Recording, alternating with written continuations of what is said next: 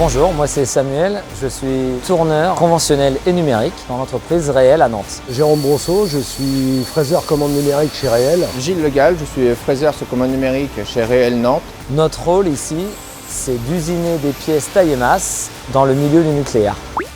Alors nous ici à Nantes, on usine principalement de l'inox. On travaille aussi de l'aluminium, du plastique, de l'acier très peu. C'est des brutes, c'est des pièces rectangulaires, rondes. En barre ou en lopin, on appelle ça, tronçonnées par débit. Où on peut avoir aussi la pièce mécano-soudée qui est soudée chez nous. On est au début de la chaîne de la production, c'est-à-dire que la matière, quand elle arrive chez nous, on part d'un brut et à l'aide d'un plan, on va usiner cette pièce. Oui, il faut enlever de la matière pour faire la forme finale avec des codes précises.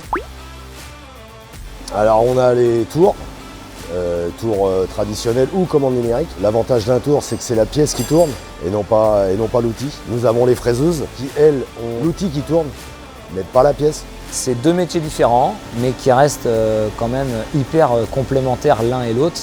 C'est des machines commande numérique, oui. Donc c'est des outils qu'on monte nous-mêmes. On fait la programmation sur les pupitres ou sur ordinateur pour les pièces complexes.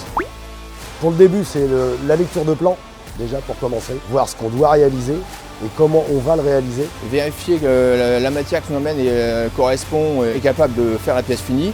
Donc après, c'est à nous d'étudier la façon d'usiner, de mettre la pièce sur la machine. Essayer d'optimiser tout ce qui est position d'usinage. De faire les programmes et de faire le contrôle au fur et à mesure. Pour respecter tout ce qui est demandé sur le plan au niveau des codes. Alors c'est l'avantage de notre métier aussi, de se retrouver confronté à un souci et d'essayer de le régler par soi-même. Après on s'appuie aussi sur nos responsables hiérarchiques, sur nos collègues. On en parle, on discute et puis on arrive à résoudre les soucis sans trop de problèmes. C'est intéressant d'être confronté aux problèmes. Si on faisait tout le temps la même chose et qu'on n'avait pas de problème, ça deviendrait monotone. Ici à Nantes, il y a les guides de grappe. C'est une pièce qui est un peu emblématique chez nous. Il y a tous les corps de métier qui travaillent dessus. C'est un métier qui a duré plusieurs années. Il y a eu du fraisage, du tour, de la chaudronnerie, du contrôle, du montage. Il y a beaucoup de pièces imbriquées ensemble. C'est un gros projet, c'est des grosses pièces et au final le résultat est assez impressionnant.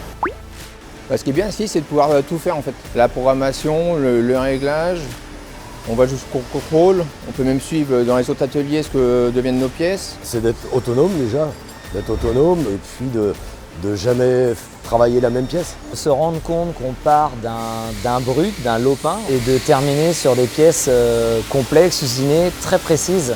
On vient tailler dans de la matière et c'est ça qui est intéressant. Un conseil, c'est un métier qui recrute. C'est des métiers qui sont motivants, qui ont des possibilités d'évolution. Ici, le fait qu'il y ait plusieurs corps de métier, ce qu'on n'a pas forcément dans d'autres entreprises où quand on débute, où on travaille tout seul, on fait tout.